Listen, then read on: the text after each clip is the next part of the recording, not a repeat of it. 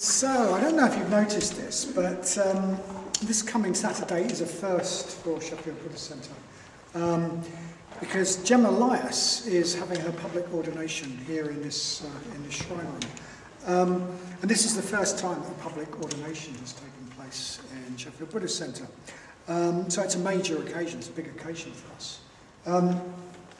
And we thought this would be a good opportunity to explore a bit what it means to be ordained into the Triratna Buddhist order.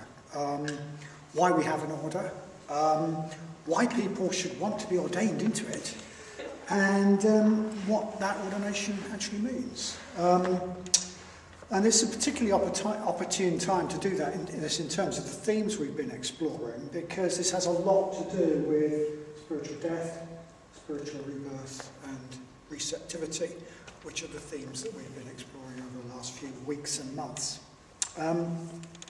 So first of all, why have an order in the first place? I mean, it's very out of sync with the spirit of the times in a way. I mean, the spirit of the times are sort of egalitarian, and it's all about inclusivity, and inevitably an order, to some extent, is not inclusive. So why have an order? Well, I think it's one reason is because the spiritual life is catching. It's because we're very, very influenced by the people we come into close contact with, the people we're in community with. Inspiration is catching, and the opposite of inspiration is also catching. Disinspiration or expiration, whatever. We're very, very influenced by those around us. And an analogy, I think, quite a good analogy for this is, say we were trying to build a fire. Say we were trying to build a fire, a spiritual fire, with a lot of slightly damp wood, and some distinctly wet wood, and some wood that was sort of smouldering a bit. Now, if we leave all that sort of slightly smouldering bits in the wet wood and we just leave them where they are, the smouldering bits will go out, and the damp bits will stay damp and the wet bits will stay wet. But if we take the ones that are smouldering and we put them together, they feed off each other, and they might burst into flame, and they might start to dry some of the other wood out, and we could put some of that other wood on, and then that would start to dry out further wood. And then eventually even the really wet wood would get quite dry, and we could put that on the fire, and eventually we have a blaze, we have a spiritual blaze, which ain't going to happen if we say, no, inclusivity, we must, everybody, we would just leave all the wood where it is. There's no way we're going to pile the smouldering wood together. And I think that's actually not a bad analogy, because we very much set each other on fire, we set each other alight, or we put each other out all too often. So we need an order, we need, if you like, an inner circle of people who are inspired, who are really committed, who fire each other, inspire each other, and whose heat can spread gradually outwards in circles to dry out and flare up an increasing number of people, which is what we try to do. So I think that's one reason why we just absolutely need an order if we're going to get anywhere at all. But of course this idea of an order goes right back to the time of the Buddha. So when someone wanted to dedicate themselves completely to the spiritual life, the Buddha would give them the going forth. He would ordain them. He would publicly acknowledge a change in their identity. So the old self, caught up in worldly concerns, was being left behind. A spiritual death was taking place of the old self. And a new self was being born. A spiritual rebirth was taking place. The person gave up their property. They would give up their caste that defined their status in society. They would completely give up their old worldly identity and their old worldly concerns. And they would step into bigger shoes. They would take on a new identity as a spiritual practitioner. And that was symbolised by getting rid of the white clothes of the householder, the white clothes of the householder, and taking on the yellow robes of a spiritual renunciant. These days, the yellow robes of a monk might be made of a really nice silk.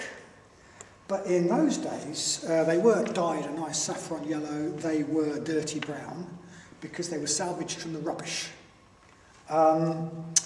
People who underwent that dramatic spiritual death and rebirth took on the dirty brown robes patched together from bits, anything they could salvage, as a signal that now they had no worldly position whatsoever. No worldly status whatsoever. They were giving up that whole ego game of position in the status pecking order among humans. They were becoming the lowest of the low, if you like, in worldly terms. So when someone went forth from the household life, they swapped the nice clean robes of the layperson for the dirty brown robes of a spiritual bum, a spiritual tramp. They shaved off their hair and their beard, if they've got one, and everything else that might contribute to their old identity. They gave up their property, their comforts, their old likes and dislikes, and took to a life where they lived much of the year. They slept out in the open, and they ate whatever they could beg. So these people were not monks. They were not monks in any sense that we would understand the word. One Buddhist scholar and author has described them as forest renunciants. They were forest renunciants. That's one way of talking about them. Spiritual bums might be another way of talking about them. They were wild, disreputable, subversive spiritual radicals who weren't respectable at all, who, at least in principle, had given up all the old ego games in living a life based around getting pleasure and property and status and security, and were dancing to a completely different drummer to people in the sort of society around them. So compared to those people, the life of a monk as we understand it today could be very cushy and comfortable, actually. A roof over your head provided, food provided, etc., etc. In fact, in some ways, the life of a monk could be easier than the life of someone who lives in the world and has to face all those challenges that it represents. Okay, so that was ordination at the time of the Buddha. And of course, not all the Buddhist followers were willing or able to take that really radical step. Many householders, or what we call lay people, because they weren't spiritual full-timers, many of those people also went for refuge to the Buddha, and many of them were very sincere and dedicated practitioners. And the Pali Canon tells us that many of these lay followers did gain insight. So in the Buddha's time, the community of his disciples consisted of two groups, the radical wild forest renunciants and the householders and lay people of various sorts, which included, that was a community that included kings, queens, ministers, rich businessmen, cattle herders, housewives, and even at least one courtesan, who gets quite a write-up in the Pali Canon. And the Buddha made it clear that the full-time radical commitment to the spiritual life was the way to get furthest, fastest. But he also made it clear that people with families and responsibilities could also practice the Dharma effectively if they had enough commitment. So you've got those two groups in the early Sangha. Full-timers with no responsibilities who were also celibate, and people who married, had families, jobs and so on. At that time, well, as in most traditional societies, you really only had two choices about lifestyle, two major choices about lifestyle, partly because of tradition and partly because of the vexed question of sex, actually. If you had a sexual relationship with a member of the opposite sex, you became enmeshed in a web of traditional family obligations. And unless one partner was infertile, you also had children, because there was no such thing as contraception. If you had children, you had to bring them up. You had to feed them and clothe them and rear them and establish them in the world. And that was going to take up a lot of your energy for a very, very long time. You were going to be very plugged in to that lifestyle. So you had those two choices, really. You either said, okay, well, I'm going to live a celibate life and devote myself to something other than being a householder. Or you were a pretty full-time, plugged-in householder. And in today's world, two things have happened that make that old division into radical full-timers and householders a little bit obsolete, actually. For one thing, In the traditional Buddhist world of the East, the spiritual bums and the wild forest renunciants have changed into respectable monks with a roof over their head, and who are fed and clothed and have status, have high status in society. They're not like the forest renunciants. And for another thing, we've just got loads more freedom. We've got loads more freedom about the way we live, many more lifestyle options available. At the same time, it's become possible to control whether or not we have children, whether or not we're in a sexual relationship, or to decide how many children we want to have. So, in a way, we've got a lot more options available to us. So, for that reason, when Sangha came to set up what was then called the Western Buddhist Order, when he was trying to find a way for people to live in the West as really serious Buddhist practitioners in the sort of society that we have, not in some other society from thousands of years ago, he didn't see a need to repeat that traditional split into monks and nuns on the one hand and householders on the other, that had grown up in the Buddhist world. As he put it, commitment is primary, lifestyle is secondary. Or, as he put it, when people used that as a let-out clause for living a really comfortable conventional life, commitment is primary, lifestyle is secondary, but not unimportant.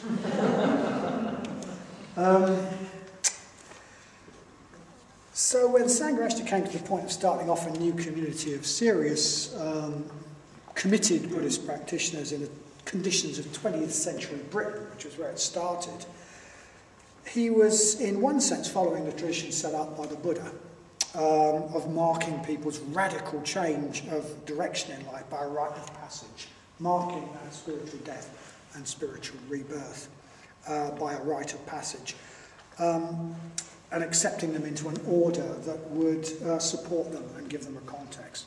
And okay, we don't wear yellow robes. We have these things which are said to represent the robe. And we don't cut off our hair necessarily, although some of us did when we got ordained, and quite a lot of people sort of get the old shavers out, and at least for the ordination. We do take on a new name, which signifies a new identity, but it is very much just the same, a spiritual death, a spiritual rebirth, a stepping out of an old identity and a stepping into, if you like, new, bigger shoes.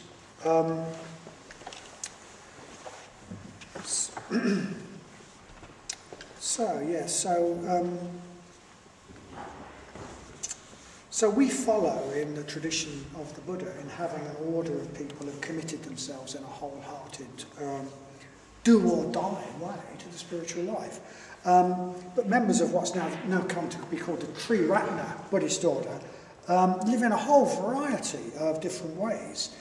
There are some who are as close to being forest renunciants as it's possible to get in our world without freezing to death or starving. So there are people who, I know people who live in yurts on mountainsides. I know someone who lived for a while among the homeless Dalits on the streets of Mumbai. Things like that. People sometimes live incredibly radical lifestyles. Some of us live what is effectively a monastic lifestyle, a settled monastic, living in single-sex communities, working maybe in Buddhist centres or in Buddhist cooperative businesses with other Buddhists. Some live in communities and work outside in non-Buddhist contexts. Some live with a partner. Some have families. Some work as surgeons, doctors, teachers, social workers, psychiatrists, therapists, business people, gardeners, builders, cleaners, all sorts of things. And many people live in quite different ways at different times in their lives. Just taking myself as an example, I've lived in communities for a number of years. I now live with my partner, Sangha. I've worked in Buddhist businesses like Windhall's Publication. I've worked in a charity outside the Buddhist world. I've worked as a freelance fundraiser, all since I became a mitra, and I now work in the Buddhist Centre. So we've got loads more options available to us.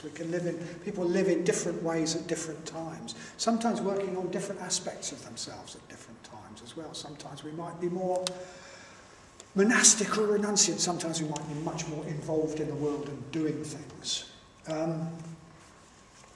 And so you'd find it very difficult to define my life as being about any one lifestyle. And you could say the same thing about the order. You cannot define the order by lifestyle at all. It contains incredibly diverse lifestyles. But what unites all those people is not that we all live the same lifestyle. It's at the time of ordination, at least, we all share the same commitment. Commitment to living a Buddhist life themselves, and commitment to bringing a new sort of community of people into existence. Commitment to changing the world for the better. So ordination into the Triratna Buddhist order is just as much a rite of passage and spiritual death and spiritual rebirth as it's ever been. So what is said to define an order member is what's called effectively going for refuge, which is Buddhist code, completely unintelligible to the uninitiated.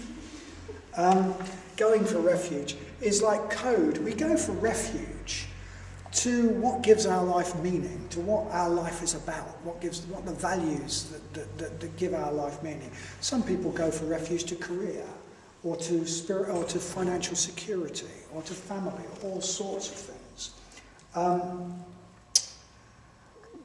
An order member takes Buddha, Dharma and Sangha as the ultimate values that guide their life, set the direction of their lives. Doesn't mean they're not about anything else, but that's what sets the direction of their lives. That's what they go for refuge to. That's what gives meaning. Not possessions, not the pleasures of the consumer society, not status, not security. So order members are people who have made that shift in a very definite way, and in a way that other order members can see is going to last, actually. It's for the long haul. It's not just a flash in the pan. It's going to last at least as long as they stay in sort of supportive circumstances. It's not just a temporary inspiration. So we're in order, and we're not an exclusively monastic order. But to become an order member means just as much wholehearted commitment as becoming a monk or a nun. In fact, it is much more difficult to become an order member than it is to become a monk or a nun in most Eastern traditions. You can usually do that fairly quickly and easily, but it usually takes people years of training to become an order member. And you have to do a lot of special retreats. You have to, in a sense, give up your sense of yourself as a private person who keeps certain things to themselves. You have to become much more transparent to your spiritual friends, which could be quite challenging. You have to open yourselves up in ways that perhaps you'd rather not. You have to own up to things you'd rather not admit to.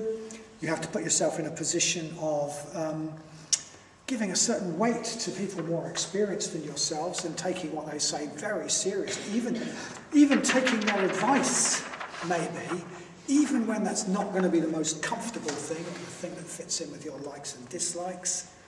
And you can do all of that, and you can jump through all the hoops and still not be ordained if the spiritual death and the spiritual rebirth hasn't really happened.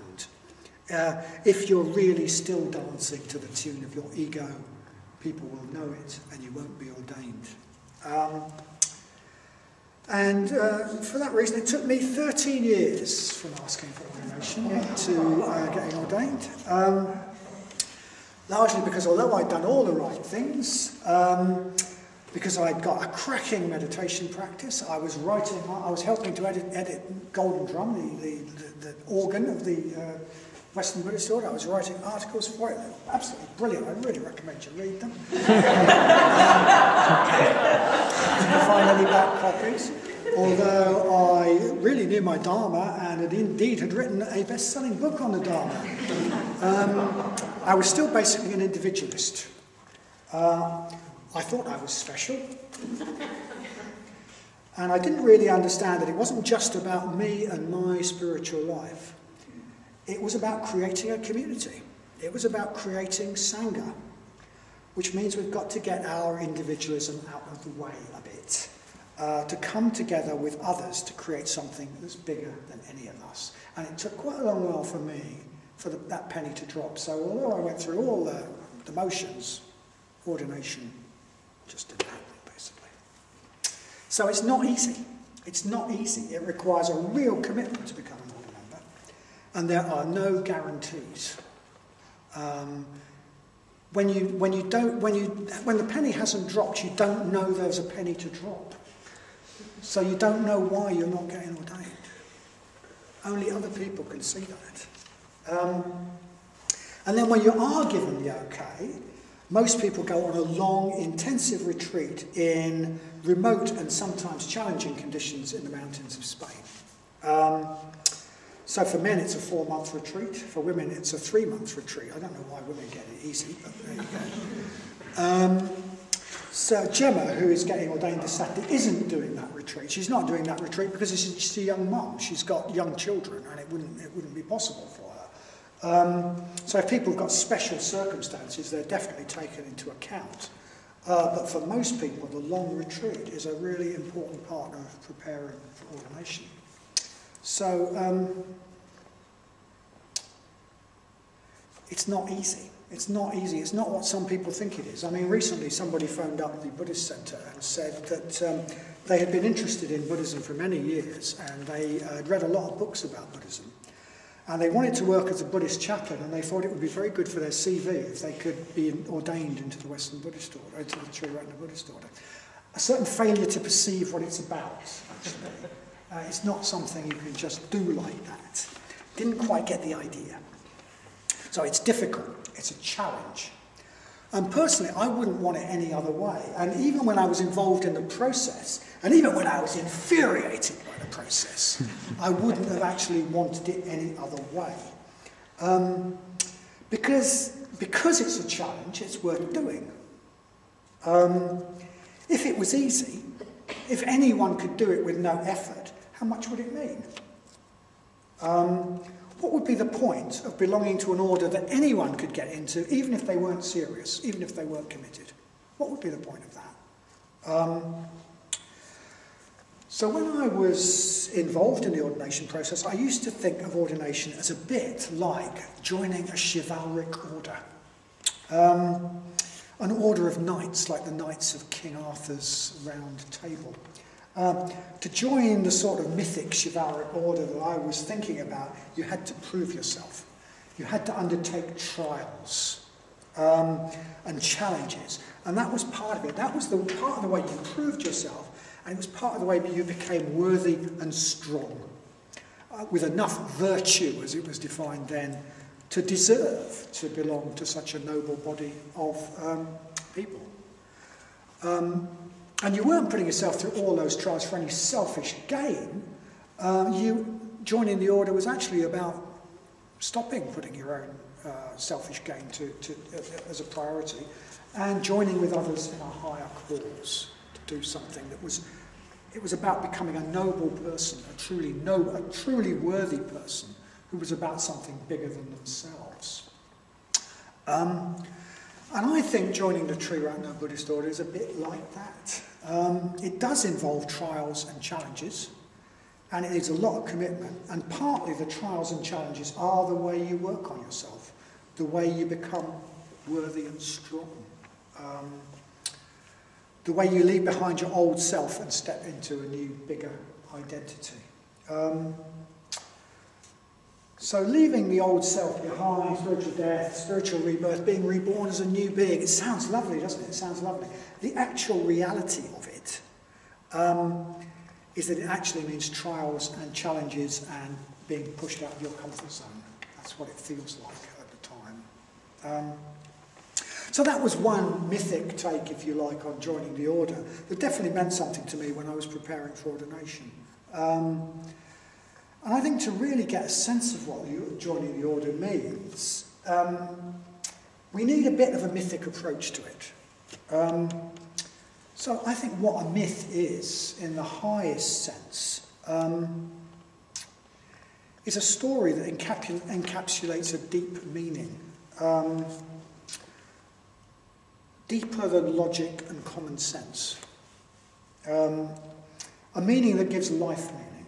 So logic and common sense might well lead us to live a life based around having some nice stuff and some good pleasures and some security. But for the sort of person who might want to join the order, that would be a life with no deep sense of meaning. A life that would be unfulfilling and ultimately very unhappy. Myths are stories that give life and meaning, and myths are stories to live by. They're stories that get our depths involved.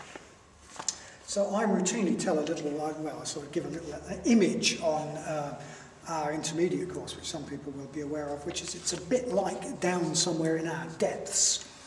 Incidentally, I owe this to the Santa, I didn't make it up. Somewhere in our depths there's this sort of medieval great hall, a bit like this one, except it's a medieval hall. And in it, it's a banqueting hall, and there's a great table. And at that table are all these amazing figures. There are kings and queens and empresses and bards and magicians and sorceresses and warriors and princesses. And they're all sitting around this table, and they're all gorgeously attired, and they're all fast asleep and covered with cobwebs. And as long as we live by life by the logic and the common sense of safety, those people will stay fast asleep and covered with cobwebs. Every now and then, the Santa say, every now and then one of them puts their head up and goes, what's she doing now? Oh, boring. And they all go back to sleep. They all go back to sleep. Unless we can bring those myths are what bring those figures alive. Myths speak to those depths. They bring those figures alive. They're ways of living that activate the powerful figures that we've got in our cellar. Unless those figures are alive and active, life will be dull and boring. And the myth of the chivalric warrior, I suppose, the chivalric knight, I suppose, woke up the warrior in my cellar. The myth of ordination into a spiritual order woke up the monk in my cellar. I think a monk is also a sort of archetype that we can tap into. The myth of Padmasambhava and transformation woke up the magician in my cellar. But one myth that is pretty central to the order didn't really wake up. That figure didn't really wake up in my cellar, and that's the reason it took me so long to get ordained, hence the 13 years. And we could describe that as the myth of the thousand-armed Avalokiteshvara. So Sangha has used this image of the thousand-armed Avalokiteshvara as a symbol for our order. And I don't know if you've seen the image, but what it involves is this rather odd looking, at least, image of a being with 1,000 arms. 1,000 arms, all holding different things. Some holding books, some holding implements, some holding malas, some holding spiritual things, some holding even weapons. 1,000 arms, some just reaching out to people. 998 of them. And 2 of them are holding a jewel to his heart. 2 of them are holding a jewel to his heart. So the 1,000 arms represent many, many people, all offering different things to the world, but all united around the jewel. And the jewel, well, you could say the jewel is metta. You could say the jewel is bodhicitta, if you come across that word. The will to enlightenment for all beings. A force in the universe that's moving us towards enlightenment. So ideally, the order is a situation in which there are real, unique individuals, the 1,000 arms, making their unique contribution to the world, but all united by a common will, a common purpose, in a way a common mind that transcends all the individuals involved, the jewel that's held to the heart. Sangha has described, he's unearthed a Russian word which describes, as far as he's concerned, the sort of nature of that, of the relationship of order members within the Sangha. And that's what he called it. The word is sobornost. I don't know if anyone speak Russian or Polish. Anyway, sobornost. It's probably sobornost. So, sobornost is what unites a community of free individuals in loving fellowship, united by a common purpose. Something like that. Important things, free individuals, autonomous individuals, not just group members who are going along out of conformity, not people who have got anyway coerced, free individuals but freely coming together, united by loving fellowship within a common purpose. So, free individuals, thousand arms, common, united within a loving fellowship of common purpose, the jewel. And Sangha speaks about this as what he calls the third order of consciousness, what could motivate, what at its best motivates a spiritual community, this third order of consciousness. So the first order of consciousness is the consciousness of the group member, the conventional human whose views and motives are determined by their conditioning and the society around them, who doesn't actually think for themselves or make decisions that sort of go outside the norm. And the second order of consciousness, as Sangha describes it, is what he calls the consciousness of the true individual, the person who is able to think for themselves, make their own decisions, live their own way, not bound by the ways of thinking that are fashionable in that particular time and place, where he or she lives, able to decide, autonomous, able to decide how they live. And this individual, what he calls a true individual, is different from an individualist. I describe myself as an individualist. It's different from an individualist, actually. An individualist is in some ways still ruled by the society. They find the society threatening. They try to be themselves at all costs. A true individual, which is in a way, we're still defining ourselves by the society we're trying to, by the conformist world that we're trying to get out of. Our identity is still fragile, and so we must insist on it. We can't join with others. But a true individual, their identity is not fragile, so they can join with others. So it's different from an individualist. But true individuals can come together in a way that individualists can't. And they can come together to create what Sangha calls the third order of consciousness. The consciousness of a community of true individuals who are united in loving fellowship around a common purpose, sobornost,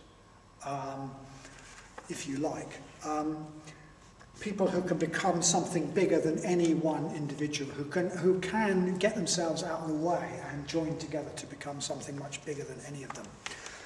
An analogy for this that Sangha uses is the orchestra. So sometimes people think that, well, you know, becoming more part of a spiritual community must mean sacrificing your individuality. Actually, I think if you observe people as they sort of progress in the spiritual path, you'll actually observe they become more and more themselves. But also more and more able to join with others. And Sangha talks about this. He uses the analogy of an orchestra. So he says, well, if you join an orchestra, you shouldn't play the flute.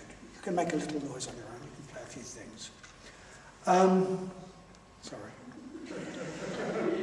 I don't know if you're a flautist, but anyway, if you join an orchestra, you can do something much, much bigger. And when you join an orchestra, you don't cease, you know, the bassoonist doesn't become a flute player, and the drummer doesn't, the percussionist doesn't become a violinist. You are still what you are. But you join together with others to create something that's much bigger than any one of you could have created on your own. And that's, if you like, the third order of consciousness. That's an image of the thousand-armed Avalokiteshvara. That's an image of the order. Very, very different people coming together to create something that's bigger than any of them. And I suppose the turning point for me in my sort of 13 years was actually seeing that, becoming willing to put aside my individualism and join with others, even imperfect others, in something bigger than me, for a purpose that was bigger than me, It was more important than even my spiritual development. Although the fact of doing that is the best thing you can do for your spiritual development. So one way of putting that is that I came to see that ordination is not about getting anything for myself. It's about giving, actually. It's about giving. It's about being able to make a contribution. It's about being able to give more effectively and make a contribution. A lot of us want to change the world for the better. But as single, isolated individuals, there is actually very, very little we can do. The people who want to keep society as it is have got us by the scruff of the neck as long as we hang on to our individualism. We can't change anything. Because to change things, we have to come together with others. But when we come together, especially if we come together in a spiritual community, united by subordinates, we can really make things happen. Something that's bigger than any of us taking part can happen. The world is full of impotent idealists whose individualism and perfectionism means that they can't join together with other imperfect people to make something happen. Because that would mean coming down out of the sort of ivory tower and actually doing something. Giving up some individualism, making some compromises. Nothing is good enough. We see the inevitable faults in any community and we keep ourselves aloof. And hence we're ineffective. We can't make anything happen. And I'm afraid that's a bit what I was like, actually. It's a bit what I was like for a while. For all my Dharma knowledge and meditation practice, which I thought was amazing,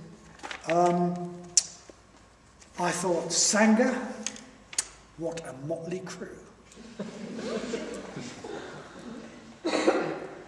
And I have to say, the order is not perfect. If you were thinking of, if you look at the order, it is not perfect. It is not full of perfected individuals. When people ask for ordination, we invite them to come and speak to our chapter, the order chapter. And once when we did that, we, the order members, were saying what we valued about being part of the order. And so Siddhi said, well, what I value about being part of the order is it's real quality individuals. And Amoga Vangsa, bless his socks, said, yes, it's a bit like a box of Quality Street. Inside there are lots of flavours, some of which you won't like. And on the outside it says, warning, may contain nuts.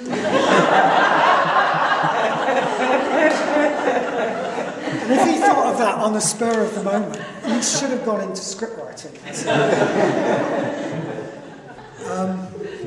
Warning, may contain nuts, and some of the flavours you're not going to like.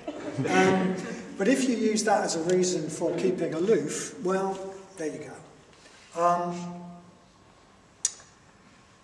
So the orchestra analogy again, because some of the musicians were occasionally out of tune, I insisted on playing on my own, but you can't play Beethoven's Ninth or Mahler's Symphony of 1000 on your own.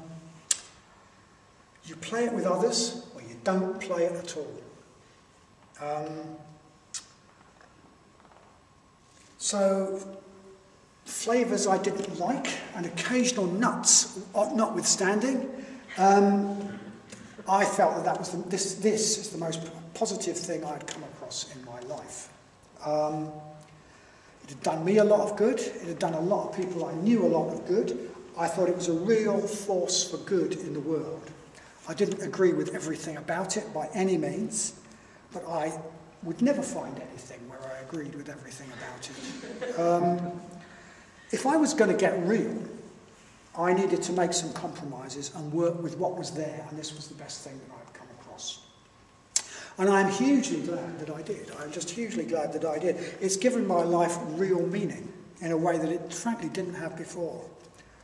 When people come together united around a common purpose bigger than themselves, united in loving fellowship, something magical starts to happen. I actually think something rather magical has happened here in Sheffield Buddhist Centre. This rather motley crew of order members that we are have brought something quite good into existence, something that none of us could have done on our own by any means. Much bigger than the sum of the parts. But for that to happen, we need to get ourselves out of the way and unite around the jewel that Avalokiteshvara holds. And that is also maybe the fastest way we make progress ourselves. It's a really good way to transcend our old selves and step into bigger shoes. So I think there's something a bit magical about what we've done here, and in a bigger way, I think there's something a bit magical about the order, about the Triratna Buddhist order. If I think about what's been achieved in a few decades, from starting off in this little basement room in North London, it seems unbelievable. It could never have been predicted. And Sangha has spoken about this. He says he didn't feel as though he founded a new Buddhist movement. He said it felt as though something was trying to manifest that used him to found a new Buddhist movement. Something was almost trying to come into existence. And without being grandiose, it felt a bit like that here in Sheffield at times, that something was trying to manifest, and we somehow managed to help it to do so. This is very much an aspect of my mythic vision of the order, and of many other people's mythic vision of the order as well. It is as though out there in the future, the real order is trying to manifest, and we can be the vehicles through which it comes into existence. A completely new way of human beings being together, what Sangha calls the third order of consciousness, genuine self-transcendence. And you join the order to take part in the creation of that, to play a part in bringing something wonderful into existence, something that does not exist fully at the moment. If you think about joining the order as just what the order is now, somehow you've missed the point. It's about putting your effort into bringing something new into existence, creating the order. We all try to create the order. What could it be like? It could transform the world. It could be not just an enlightened individual, but, if you like, an enlightened community, which would have huge impact, a potent force. And the world needs something, because otherwise it's going down the tubes very, very fast. If you know of something better, throw yourself into it. But if, like me, this is the best thing you've come across, if you want to make a contribution and at the same time grow yourself, then maybe you should throw yourself into this and ask for ordination. And if that seems a big step, take the first small step to being part of that project. Maybe think about becoming a mitra if you haven't already. And if you haven't already and you want to know what that means, you could come along on Sunday, the day after Gemma's ordination, at 2 o'clock in the afternoon, and find out more about what becoming a mitra means. It's taking that, at least a first step in the direction of being part of that project. So yeah, find out more this Sunday, or get stuck in. So during the ceremony in which people become mitras, we chant the words that Upeksha Raja read out last week, or a version of them. Today, my life has borne fruit. Today I have been born in the family of the Buddha. Today I have become one of the Buddha's sons or daughters. We say one of the Buddha's clan to get around the sex idea. Today my life has been borne fruit. Today I have been born in the family of the Buddha. Today I have become one of the Buddha's clan. We can say that provisionally. We say that provisionally when we become mitras, and it can have a profound impact. And ordination means we can say it with all our heart, and it makes a terrific difference to our lives.